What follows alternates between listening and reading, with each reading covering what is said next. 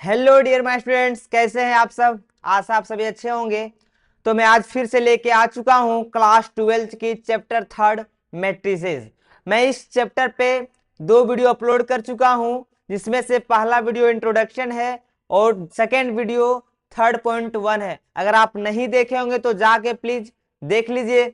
और इस वीडियो में हम लोग आज कवर करने वाले हैं इंट्रोडक्शन प्लस एक्सरसाइज 3.2। मतलब कि 3.2 में होने वाले जो यूज होंगे बेसिक कॉन्सेप्ट से लेकर एडवांस कॉन्सेप्ट तक, मैं उसके साथ साथ एक्सरसाइज 3.2 भी बताने वाला हूं।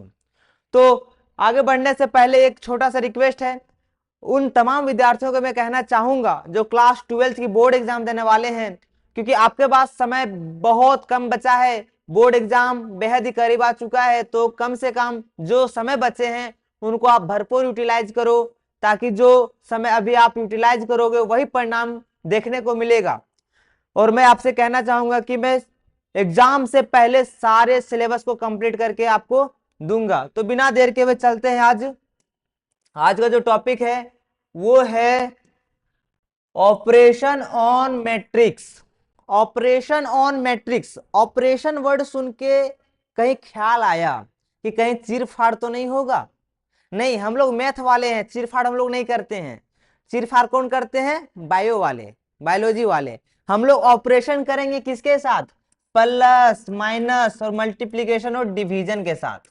हम लोग खेलना इसी के साथ है, हम लोग ऑपरेशन इसी के साथ करेंगे। हम लोग मैथ वाले हैं, है ना। तो ऑपरेशन में क्या है? पहला क्या? Addition on matrix A and B. ये एंड बी मतलब कि कैपिटल लेटर है, तो कहीं ना कहीं मैट्रिक्स का ये डिनोट कर रहा है। पहला क्या है? ये मैट्रिक्स है, पहला मैट्रिक्स। ये क्या है? दूसरा मैट्रिक्स। मतलब कि दो मैट्रिक्स है, एक मैट्रिक्स ये और सेकंड मैट्रिक्स बी। तो अगर दो मैट्रिक्स को जोड़ेंगे तो क्या कंडीशन है? They are same order. मतलब कि वो ऑर्डर क्या होना चाहिए? सेम होना चाहिए, चाहे वो 2 × 2 का हो, चाहे वो 3 × 3 का हो। मतलब कि सेम ऑर्डर का होना चाहिए। कोई भी मैट्रिक्स क्या होना चाहिए? सेम ऑर्डर का होना चाहिए, चाहे वो 2 × 2 हो या फिर 3 × 3 का हो। और अब अगला क्या है? And number of row and column are equal. जी हाँ, number of row and column जब इक्वल होगा तभी वो सेम ऑर्डर का होगा। ये चीजें मालूम होगा। मैं पिछला जो फर्स्ट वीडियो इंट्रोडक्शन, उसमें सारी चीजों को बता चुका हूँ इस टाइप का। तो आप नहीं देखेंगे तो जाके देख लें, सारी चीजें क्लियर हो जाएगी। चलो मैं एग्जाम्पल के साथ देखता हूं इसको। एग्जाम्पल, पहला मैट्रिक्स मान लेते हैं 2 4 6 8। एंड बी मैट्रिक्स क्या है? 1 2 3 4। कुछ भी मान लेते हैं, ये सेम ऑर्डर है। ये 2 × 2 का दिख रहा है। जब 2 × 2 का दिख रहा है तो क्या है? अगर ये प्लस बी करेंगे, कंडीशन जो है वो दिख रहा है, they are same order. Same order का हम ले लिए हैं। अब कंडीशन क्या है?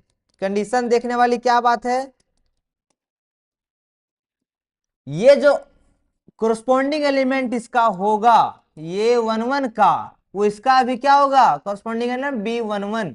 मतलब कि इसका कोरस्पॉन्डिंग एलिमेंट का ही ऐड होगा। ऐड करने का तरीका क्या है? जो मैट्रिक्स ये में है और जो मैट्रिक्स बी में है, इसका कोरस्पॉन्डिंग एलिमेंट के साथ ही ऐड होगा। चीज क्लियर हो गया होगा कि कहीं नहीं, बस इसके सामने वाला कोरस्पॉन्डिंग एलिमेंट के साथ ही ऐड होगा। इसका कोरस्पॉन्डिंग एलिमेंट ये है तो इसके साथ ऐड होगा। मान के चलो 2 + 1 कोरस्पॉन्डिंग एलिमेंट इसका हुआ। अब 6 का कोरस्पॉन्डिंग एलिमेंट कौन सा है? सर ये वाला, थर्ड वाला। हाँ, 3 है इसका कोरस्पॉन्डिंग एलिमेंट, 3 है। मतलब कि 6 + 3। अब इसका कोरस्पॉन्डिंग एलिमेंट जरा बताइए। 4 का कोरस्पॉन्डिंग एलिमेंट कौन सा है? सर 2 है, तो 2 हमने लिख दिया। ये 4 + 2। अब सर इसके आगे क्या है? आगे बताइए, इसका कोरस्पॉन्डिंग एलिमेंट कौन सा है? 8 का। सर 4 है, मतलब कि 8 + 4। करीब थोड़ा थोड़ा तो समझ आ चुका होगा कि कोई भी मैट्रिक्स को हम लोग दो मैट्रिक्स को जोड़ेंगे तो जोड़ने का तरीका क्या होगा? सेम ऑर्डर का होना चाहिए, number of row and number of column are equal होना चाहिए, एंड कॉरस्पॉन्डिंग एलिमेंट ही ऐड होंगे। बात समझ में आ चुका होगा। तो जरा बताइए, अब बेसिक है, बेसिक क्या है, सिंपल एडिशन है, सिंपल सा एडिशन है, क्या है, 2+1 3, 6+3 9 9, एंड 4+2 क्या है 6, एंड 8+4 क्या है 12। ये तरीका समझ आ चुका होगा। मैं इसलिए कलर कॉम्बिनेशन लिख रहा हूं ताकि आपको समझ अच्छे से आ सके। तो आपको मालूम चल गया कि कॉरस्पॉन्डिंग एलिमेंट ही हमें ऐड करना है, तो हमने कर दिया। अब इसका क्या है, प्रॉपर्टीज है। प्रॉपर्टीज मतलब कुछ नियम, कुछ कानून, कुछ तो इसका नियम कानून है। वो नियम कानून क्या है, पहला कम्यूटेटिव लॉ। कम्यूटेटिव लॉ क्या बोला जाता है, कम्यूटेटिव लॉ हम लोग बोलते हैं सर, कोई मैट्रिक्स, दो मैट्रिक्स को जोड़ रहे हैं, ए और बी को, या फिर बी को जोड़ो फिर ए को जोड़ो, कोई रिजल्ट में परिवर्तन देखने को नहीं मिलेगा। बात इक्वल है, बातें क्या इक्वल है, कोई भी रिजल्ट में बदलाव नहीं होगा। दूसरा क्या है, एसोसिएटिव लॉ। एसोसिएटिव लॉ क्या बोला जाता है, अगर तीन मैट्रिक्स को जोड़ेंगे, ए प्लस बी को जोड़ो, फिर जो रिजल्ट आएगा सी को जोड़ो, या फिर ए को छोड़ दीजिए सर, बी प्लस सी को जोड़ दीजिए, मतलब कि जो रिजल्ट ए प्लस बी के साथ आ रहा है फिर सी को जोड़िए, या फिर बी प्लस सी को जोड़ के जो रिजल्ट आता है फिर ए को जोड़िए, इसमें भी रिजल्ट में परिवर्तन नहीं होने वाला। क्लियर हो चुका होगा। एसोसिएटिव लॉ, कम्यूटेटिव लॉ भी समझ में आ चुका होगा। तीसरा क्या है, एग्जिस्टेंस ऑफ एडिशन आइडेंटिटी, मतलब कि कोई भी मैट्रिक्स को आइडेंटिटी जब बात बोला जाए, तो अगर कोई मैट्रिक्स को शून्य से प्लस किया जाए तो कोई रिजल्ट में परिवर्तन नहीं होने वाला। जैसे कि क्या है, एडिशन आइडेंटिटी, कोई भी मैट्रिक्स को शून्य से प्लस करेंगे तो क्या रिजल्ट देगा, सेम रिजल्ट रहेगा सर, जो मैट्रिक्स है वही मैट्रिक्स होगा, कोई दिक्कत नहीं, कोई दिक्कत नहीं होना चाहिए। अब क्या है आगे, the existence of addition inverse, additive inverse या एडिशन इनवर्स सेम वर्ड है। तो इनवर्स, जब कोई भी मैट्रिक्स को इनवर्स कर देंगे ना, जब कोई भी मैट्रिक्स को इनवर्स कर देंगे तो ले दे के डूब जाता है, मतलब इनवर्स मतलब उल्टा, जब उल्टा कर देंगे कोई भी इनवर्स को, माइनस कर देंगे तो ले दे के डूब जाएगा, शून्य दे के रिजल्ट आएगा। मतलब कि कोई भी मैट्रिक्स को हम प्लस कर रहे हैं, कोई मैट्रिक्स को अगर हम प्लस करेंगे किससे, इनवर्स से, इनवर्स बोले तो माइनस, ये जब इनवर्स किए तो क्या रिजल्ट देगा, शून्य दे के आएगा, ये ले दे के डूब जाता है। बात क्लियर हो चुका होगा कि एडिशन हम लोग कैसे करते हैं, इसका कंडीशन क्या है, कंडीशन क्या है, करने का तरीका हमने सीख लिया। अब सीखने के बाद क्या करा, प्रॉपर्टीज पढ़ा। प्रॉपर्टीज में क्या था सर, कम्यूटेटिव लॉ था, एसोसिएटिव लॉ था, एग्जिस्टेंस ऑफ एडिशन आइडेंटिटी था, और the existence of addition inverse था। बात क्लियर हो चुकी होगी, तो हम लोग आगे बढ़ते हैं। अब आगे क्या है, अच्छा समरी है। समरी वही सेम चीज मैं बता चुका हूं आपको। पहला क्या प्रॉपर्टी है, कम्यूटेटिव लॉ। कम्यूटेटिव लॉ क्या है, अगर कोई मैट्रिक्स ये है और फिर बी है, को जोड़ने पे जो रिजल्ट आएगा, या फिर बी को जोड़ दो फिर ये को जोड़ो, बात इक्वल है, कोई दिक्कत इसमें रिजल्ट में परिवर्तन देखने को नहीं मिलेगा। फिर क्या है, एसोसिएटिव लॉ। एसोसिएटिव लॉ भी क्या बोलता है, अगर दो मैट्रिक्स को हम जोड़ देंगे, दो मैट्रिक्स को जोड़े, जो रिजल्ट आएगा फिर उसको हम लोग सी के साथ जोड़ देंगे, या फिर ए को छोड़ दो, अभी बी प्लस सी कर दो, फिर जो रिजल्ट आएगा फिर ए के साथ जोड़ दो, मतलब इसमें भी रिजल्ट में परिवर्तन देखने को नहीं मिलेगा। ये चीज क्लियर हो चुका होगा। फिर क्या है, एडिशन ऑफ आइडेंटिटी था ना, ये आइडेंटिटी, आइडेंटिटी में क्या था, कोई मैट्रिक्स को शून्य से अगर जोड़ेंगे तो कोई रिजल्ट में परिवर्तन नहीं होने वाला, कोई बदलाव नहीं होने वाला, बस वो वही मैट्रिक्स देगा जो मैट्रिक्स के साथ हम ऐड कर रहे हैं। ठीक है, अब क्या है, एडिशन इनवर्स। इनवर्स में क्या है, कोई मैट्रिक्स को अगर इनवर्स कर देंगे, मतलब कि इनवर्स मतलब क्या होगा, माइनस, माइनस कर देंगे तो क्या होगा, खत्म, दैट टाइप, शून्य देके वापस चला जाएगा। ये चीज क्लियर हो चुका होगा। आगे बढ़ते हैं। क्या है? सब्सट्रैक्शन है। सब्सट्रैक्शन में भी फंडा वही है जो हमने बताया अभी। सब्सट्रैक्शन में क्या था, एडिशन में क्या था सर? एडिशन में सेम रो सेम कॉलम होना चाहिए और number of row and number of column equal होना चाहिए एंड कॉरस्पॉन्डिंग एलिमेंट को साथ हम लोग जोड़ते थे। अब सब्सट्रैक्शन में भी वही करना है, सब्सट्रैक्शन में भी क्या करना है, वही करना है। जैसे क्या है जरा देखते हैं, एग्जाम्पल के साथ देखेंगे, क्लियर हो जाएगी बात।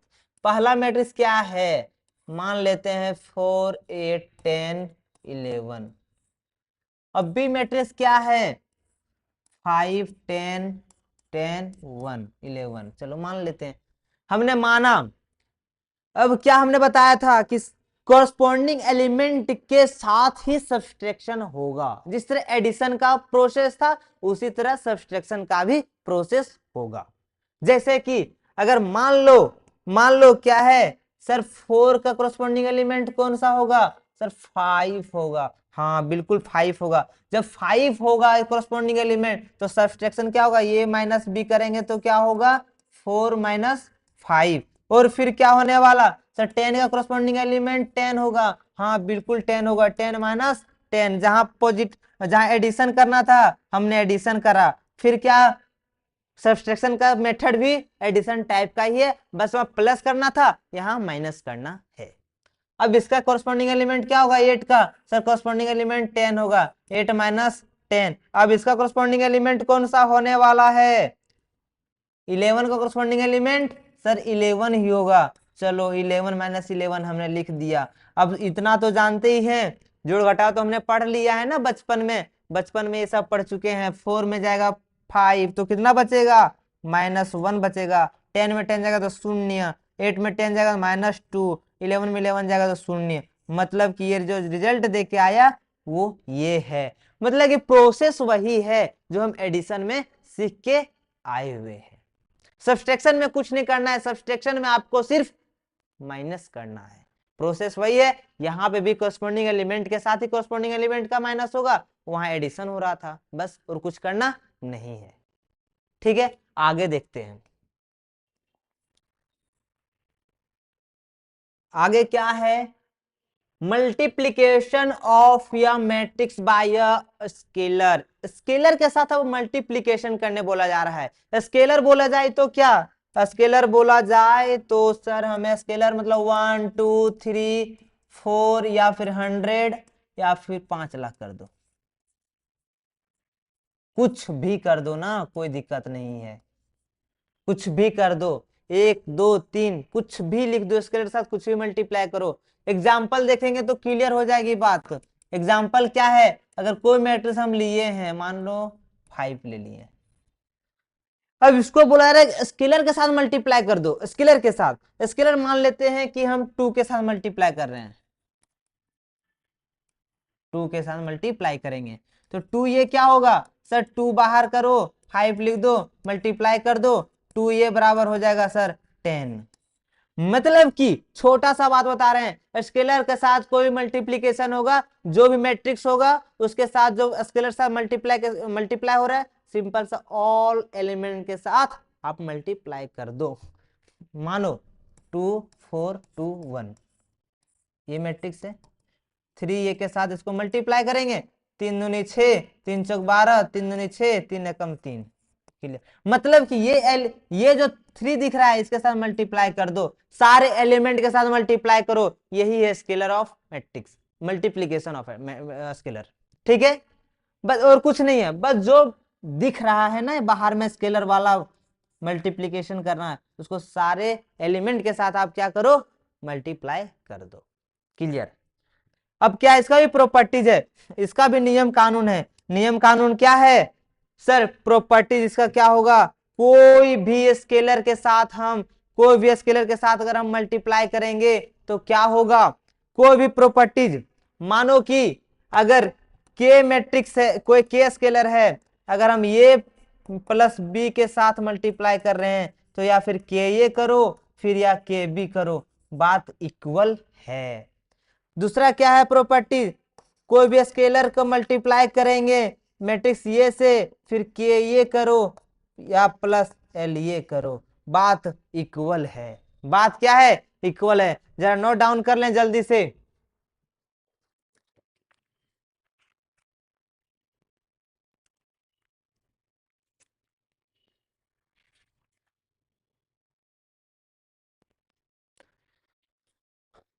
हो चुका? अब आगे क्या है जरा देखते हैं। आगे है मल्टीप्लिकेशन ऑफ मैट्रिक्स।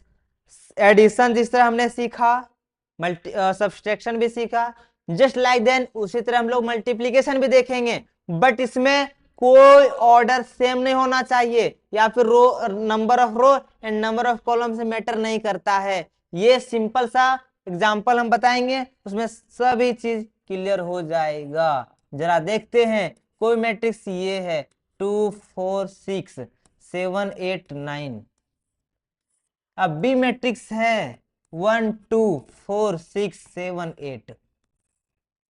ये सेम ऑर्डर और सेम रो नंबर कॉलम है क्या? नहीं, इसे मतलब ही नहीं है। ये मल्टीप्लाई किसी से भी हो सकता है, बट प्रोसेस है मल्टीप्लाई होने का, किसी से नहीं, बट प्रोसेस है। प्रोसेस क्या होगा सर?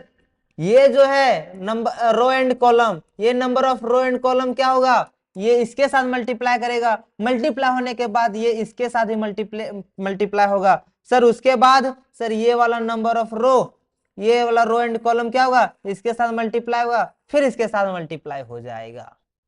मतलब कि इसे मतलब ही नहीं है कि ऑर्डर सेम है, कि number of row and number of column same है, मतलब ही नहीं है इसको।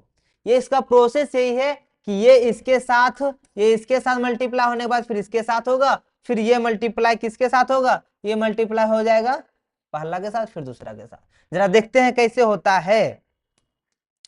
क्या है ये भी कर रहे हैं ना, मल्टीप्लाई कर रहे हैं, तो 2 × 1 ऐसे सिंपल लिख देते हैं। 2 1 प्लस 4 4 प्लस 6 7 किसके साथ? पहला जो रो एंड कॉलम है ये इसके साथ मल्टीप्लाई कर रहे हैं, मतलब कि इसको इसको साथ मल्टीप्लाई करेंगे।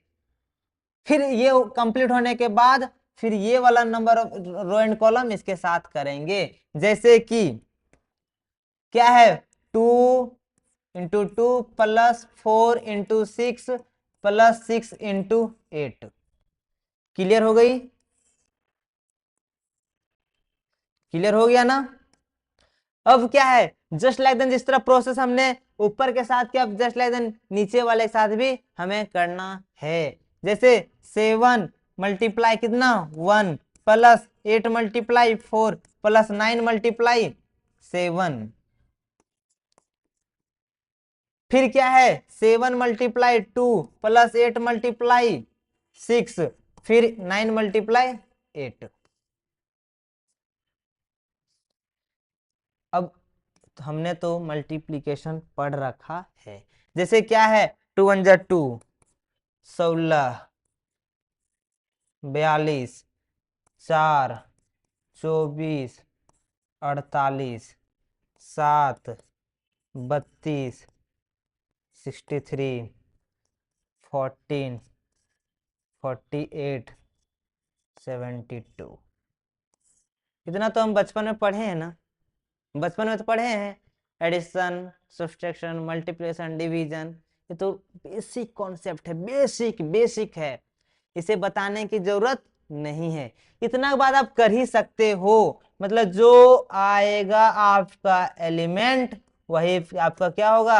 आंसर होगा। मतलब कि प्रोसेस समझ गए तो आप कोई भी क्वेश्चन आप समझ सकते हैं। ये बेहद बेहद ही इंपॉर्टेंट है। इसका हमें आने वाले जो एक्सरसाइज है 3.2 एंड 3.3 उसमें बेहद ये जरूरी है, बहुत जरूरी है। इसलिए आप इसे अच्छे से समझिए। जो जो रिजल्ट आएगा वो हमारा आंसर होगा। प्रोसेस वही है, प्रोसेस वही है, दिक्कत वाली बात नहीं है, चिंता नहीं करें। आगे क्या है? अच्छा, इसका भी प्रॉपर्टीज है। इसका प्रॉपर्टीज क्या है? इसका प्रॉपर्टीज है, पहला क्या है? प्रॉपर्टीज ऑफ मल्टीप्लीकेशन मैट्रिक्स में पहला क्या है? Associative law. एसोसिएटिव लॉ में क्या है जरा बताइए? एसोसिएटिव में अगर हम एसोसिएटिव लॉ में अगर हम तीन मैट्रिक्स को आपस में मल्टीप्लाई कर रहे हैं, ये मैट्रिक्स और बी मैट्रिक्स और सी मैट्रिक्स, या फिर इसको हम लोग क्या करेंगे, ये के साथ मल्टीप्लाई करो फिर बी सी के साथ करो, मतलब कि ए बी का रिजल्ट जो आएगा फिर सी में कर सकते हैं, ए बी में जो रिजल्ट आएगा फिर सी में करेंगे, या फिर बी सी में जो रिजल्ट आएगा फिर ये के साथ मल्टीप्लाई करेंगे। रिजल्ट वही आने वाला जो हम इस टाइप का करेंगे, या फिर इस टाइप का रिजल्ट सेम ही आने वाला। ठीक है, कोई रिजल्ट में बदलाव देखने को नहीं मिलने वाला।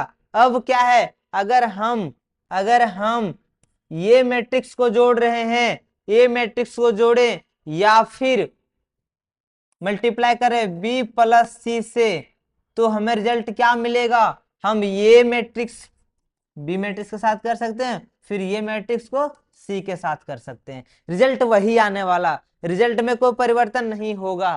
तो तीसरा क्या है? The existence of multiplication identity. हाँ, आइडेंटिटी, कोई मैट्रिक्स को आइडेंटिटी के साथ हम मल्टीप्लाई करेंगे तो कोई रिजल्ट में परिवर्तन नहीं होगा, हमें वही देखने को मिलेगा। समझ आ चुका? मतलब कि मैं फिर से बताना चाहूंगा, एसोसिएटिव लॉ में अगर तीन मैट्रिक्स है या कोई मैट्रिक्स है, दो मैट्रिक्स को जोड़ दो, जो रिजल्ट आएगा फिर सी के साथ जो मल्टीप्लाई करो, उसके बाद जो बी इंटू सी करो, जो रिजल्ट आएगा फिर ये मैट्रिक्स का मल्टीप्लाई करो, रिजल्ट वही आने वाला, जो इस टाइप इसमें रिजल्ट आएगा फिर वही इसमें भी रिजल्ट आएगा। और डिस्ट्रीब्यूटिव लॉ में क्या है? ये मैट्रिक्स को मल्टीप्लाई करो बी प्लस सी में, या फिर पहले बी प्लस सी कर लो, फिर रिजल्ट जो आएगा फिर ये मैट्रिक्स साथ मल्टीप्लाई कर दो, या फिर ये मैट्रिक्स और बी मैट्रिक्स को मल्टीप्लाई करो फिर प्लस करो ये मल्टीप्लाई इनटू सी मैट्रिक्स के साथ, रिजल्ट तो वही आने वाला। और आइडेंटिटी में क्या है? कोई भी मैट्रिक्स को आइडेंटिटी के साथ मल्टीप्लाई करेंगे तो वही मैट्रिक्स दे के आएगा जो मैट्रिक्स को हम आइडेंटिटी के साथ मल्टीप्लाई कर रहे हैं। आगे क्या है, ये चीजों को समझ आ चुका होगा।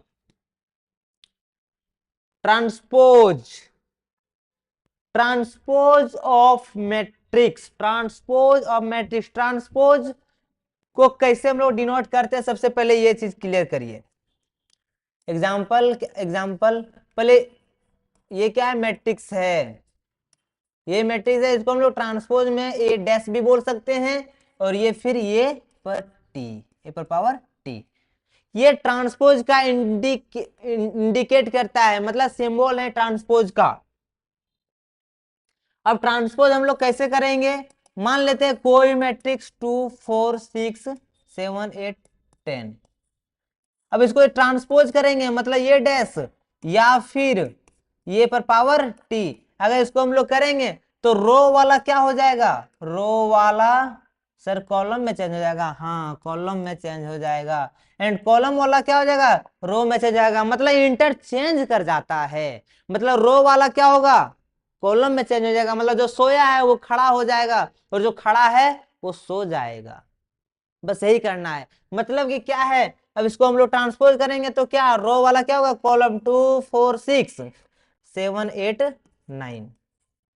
मैंने एग्जांपल बता रखा था ना कि Ram, Shyam, Radha, pen and copy. इसको इरेज कर देते हैं फिर बताते, चलो इसको सही से लिख के हम आपको बताते हैं। अगर राम है, यहां श्याम है, सीता है, पेन एंड कॉपी, जरा बताइए राम के पास पेन की संख्या 2 है, राम के साथ पेन की संख्या कितना है? 2 है। श्याम के साथ 3 है एंड सीता के पास 2 है। कॉपी की संख्या कितना है राम के पास? 5 है। श्याम के पास 6 है, इसके पास 2 है। ये मैट्रिक्स है। अब हम बोल रहे हैं कि पेन की संख्या, पेन और कॉपी, यहाँ क्या है, राम है, श्याम है एंड सीता है। अब पेन की संख्या कितना है, राम के साथ 2 एंड श्याम के साथ 3, सीता के साथ 2, और क्या कॉपी की संख्या 5, श्याम के साथ 6 एंड सीता के पास 2। बात तो वही है ना, बस इसको यही, ये क्या है, सिंपल मैट्रिक्स है, इसको हमने ट्रांसपोज कर डाला, ट्रांसफर कर दिए। मतलब कि बात तो वही है, यहां क्या बोला जा रहा है, राम के पास पेन की संख्या 2 है, यहां भी राम के पास पेन की संख्या 2 है। बात समझ आ चुका होगा। राम के साथ कॉपी की संख्या कितना है, 5, यहां भी राम के कॉपी की संख्या 5 है। क्लियर हो गया होगा ना, बस वही ट्रांसपोज तो ऐसे ही होता है। ठीक है, इसका प्रॉपर्टीज क्या है, प्रॉपर्टीज भी होगा, नियम कानून इसका भी है। नियम कानून क्या है कि अगर ये कोई मैट्रिक्स को ट्रांसपोज कर रहे हैं, फिर ट्रांसपोज करेंगे तो फिर वही मैट्रिक्स बन जाएगा। मतलब कि कोई मैट्रिक्स को जो ट्रांसपोज मैट्रिक्स है, ट्रांसपोज मान लो कि इसको हम ट्रांसपोज किए, फिर इसको हम ट्रांसपोज करेंगे तो फिर वही बन जाएगा ना, कॉलम वाला रो में चेंज हो जाएगा, फिर कॉलम वाला रो में हो जाएगा, मतलब जो खड़ा है फिर सो जाएगा। तो वही है कि अगर ये ट्रांसपोज को फिर ट्रांसपोज करेंगे तो फिर वही मैट्रिक्स बनेगा जो पहले ही था। अब दूसरा कंडीशन क्या है, दूसरा कंडीशन है, दूसरा क्या है इसके साथ कि अगर ये प्लस बी को हम ट्रांसपोज करेंगे, या फिर पहले ये ट्रांसपोज कर लेंगे फिर बी ट्रांसपोज करेंगे, बात इक्वल है। थर्ड क्या है, थर्ड क्या है कि अगर कोई भी स्केलर के साथ हम ट्रांसपोज करेंगे, कोई भी के साथ ट्रांसपोज करेंगे तो सिंपल सा कुछ नहीं, कोई भी स्केलर को हम ट्रांसपोज कर रहे हैं तो के ये ट्रांसपोज कर सकते हैं। फोर क्या है, फोर फोर कंडीशन इसका क्या है कि अगर ये इंटू बी को हम ट्रांसपोज कर रहे हैं तो सिंपल सा ये को करो फिर या बी को करो। इतना तो क्लियर हो चुका होगा कि प्रॉपर्टीज क्या है, अगर कोई मैट्रिक्स को ट्रांसपोज करेंगे, ट्रांसपोज को फिर ट्रांसपोज करेंगे तो फिर वही मैट्रिक्स देखने को मिलेगा, फिर वही मैट्रिक्स को देखने को क्या मिलेगा, फिर क्या है, ये प्लस बी को ट्रांसपोज करेंगे या फिर ये को पहले करो फिर बी को करो, बात इक्वल है, रिजल्ट में कोई बदलाव नहीं होने वाला। फिर क्या है, कोई स्केलर के साथ अगर इनवर्स ट्रांसपोज कर रहे हैं तो फिर सिंपल सा ये के साथ ट्रांसपोज कर लो, कोई दिक्कत नहीं है। या फिर ये मल्टीप्लाई बी मैट्रिक्स को, अगर दो मैट्रिक्स को मल्टीप्लाई कर रहे हैं ट्रांसपोज के साथ तो सिंपल अलग अलग करोगे तो भी रिजल्ट में कोई परिवर्तन देखने को नहीं मिलेगा। तो आपको अभी तक समझ आ चुका हो कि एडिशन में क्या हमने सीखा। एडिशन में सिर्फ क्या देखना था, row and column are equal, then same order, same order हो जाएगा। फिर जब सेम ऑर्डर हो जाएगा तो क्या, कॉरस्पॉन्डिंग एलिमेंट के साथ हम जोड़ेंगे। फिर क्या हमने देखा, प्रॉपर्टीज देखा उसका, फिर सब्सट्रैक्शन में भी वही सेम प्रोसेस है, फंडा वही है, इसका भी कॉरस्पॉन्डिंग एलिमेंट के साथ ही माइनस करेंगे सब्सट्रैक्शन में।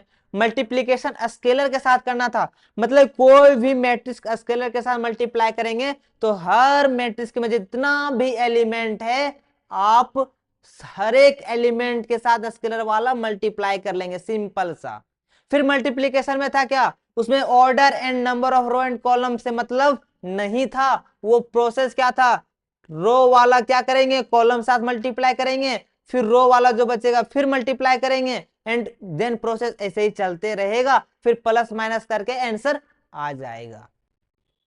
समझ आ चुका होगा इतना। फिर उसका प्रॉपर्टीज हमने देखा, फिर उसके बाद हमने क्या पढ़ा अभी, ट्रांसपोज। ट्रांसपोज में क्या था, ये को ट्रांसपोज करेंगे तो ये पर पावर डैश या फिर ये पर पावर टी, उसका इंडिकेट है, वो इंडिकेट करता है ट्रांसपोज का सिंबल है। तो उसमें हमने क्या सीखा कि रो वाला कॉलम में जाएगा एंड कॉलम वाला रो में जाएगा, ये चीज समझ आ चुका होगा।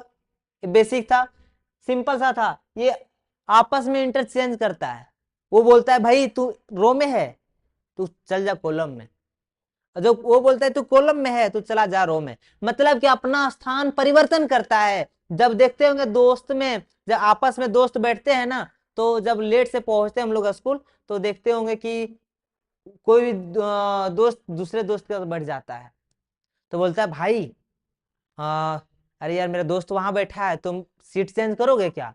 कि हाँ चेंज कर लेंगे। जस्ट लाइक देन वही है, रो वाला क्या बोल रहा है, भाई तू कॉलम में चले जा, और कॉलम वाला बोल रहा है तुम भाई रो में चला जाना।